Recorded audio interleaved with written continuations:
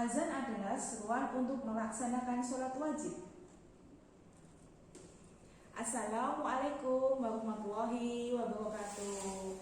Halo anak-anak, bagaimana kabar kalian? Semoga kalian dalam keadaan sehat ya nak ya.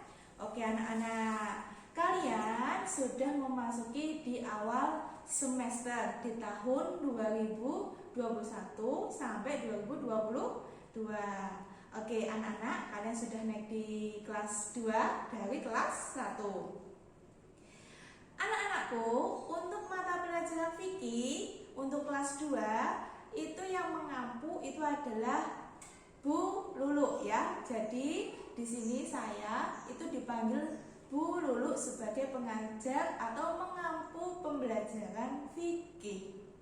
Oke anak-anak, maka dari itu kalian siapkan buku fikih kalian, buku tulis atau buku tugas beserta buku paket fikih kalian. Oke, are you ready anak-anak? Yuk kita belajar bersama-sama. Oke, anak-anak, kalian buka buku paket kalian di halaman 3 ya nak ya. Kalian buka buku paket kalian di halaman 3. Nah, kita kali ini akan membahas tentang azan. Nah, azan itu apa toh Bu? Kalau azan mungkin kalian semuanya sudah tahu azan itu apa, ya nak ya. Nah, tetapi pengertian dari azan sendiri itu adalah seruan untuk melaksanakan sholat wajib. Jadi seruan atau panggilan untuk melakukan sholat wajib. Nah, itu yang dinamakan azan. Itu adalah pengertiannya ya nak. Nah, sholat wajib 1 hari 1 malam itu terdiri dari sholat apa saja? Iya, pintar. Dari sholat subuh, sholat duhur, sholat ngasar, sholat maghrib, dan sholat isya. Itu adalah 5 waktu sholat yang wajib hukumnya untuk dilaksanakan bagi umat muslim atau beragama Islam ya nak ya. Jika kalian meninggalkan sholat, ingat kalau yang namanya wajib kalian meninggalkan atau tidak melaksanakan maka hukumnya itu dosa ya nak. Jika kalian tidak melakukan maka hukumnya dosa. Nah, apabila kalian melakukan itu malah kalian akan mendapatkan pahala. Kalian ingin mendapatkan dosa atau mendapatkan pahala itu ada di diri kalian masing-masing. Oke anak-anak, membicarakan tentang pahala. Ternyata pahala dari sholat ya, dari sholat yang wajibnya tadi, ternyata ketika melakukan sholat secara sendiri itu kalian akan mendapatkan pahala hanya 1 ya nak ya, pahalanya hanya 1. Tetapi kalau kalian melakukan secara berjamaah, entah itu di masjid, entah itu di musola, entah itu di rumah tapi dilakukan dengan orang tua kalian, maka itu adalah kalian mendapatkan pahala 27 derajat pahala. Selisihnya sangat banyak sekali. Maka lebih baik kalian kalau ada kesempatan untuk melakukan sholat jamaah, maka kalian lakukan sholat fardu atau sholat wajibnya dengan cara sholat berjamaah. Pintar. Oke anak-anak, kembali lagi tentang azan. Ternyata ada sahabat dari Rasulullah itu yang melakukan azan untuk pertama kali. Jadi yang mengumandangkan azan pertama kali itu adalah siapa? Di buku itu ada siapa? Pintar. Ada Bilal bin Rabah. Jadi itu adalah salah satu sahabat Rasulullah pada saat itu. Bilal bin Rabah itu adalah orang yang pertama kali yang mengumandangkan azan ya, orang yang pertama kali mengumandangkan azan. Nah, tujuan azan ya nak ya, tujuan azan itu adalah tujuan tujuannya untuk melakukan atau menandakan bahwasannya sholat fardu atau sholat wajib itu telah tiba atau segera untuk melaksanakan sholat fardu tersebut. Contoh kecil untuk kalian, yakni ketika kalian berpuasa pada saat ini, yang bagi yang berpuasa ya nak ya, yang kemarin ketika puasa itu yang menandakan berbukanya puasa, kan puasa sehari penuh ya nak ya.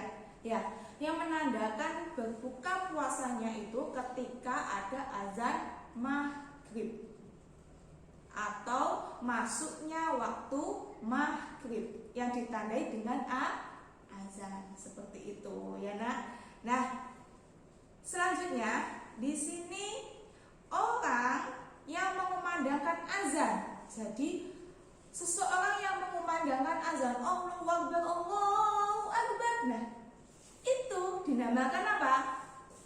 Dinamakan muazin. Jadi orang yang mengumandangkan azan itu adalah muazin. Jadi orang yang mengumandangkan azan pertama kali tadi adalah Bilal bin Rabah. Jadi Bilal bin Rabah itu disebut sebagai muazin, ya, yang mengumandangkan azan pada saat pertama kali. Nah, menjadi seorang muazin ternyata ada beberapa syaratnya. Yang pertama, jelas itu harus beragama Islam. Kalau bukan agama Islam, maka tidak diwajibkan atau tidak dianjurkan sama sekali untuk melakukan azan, ya nak ya.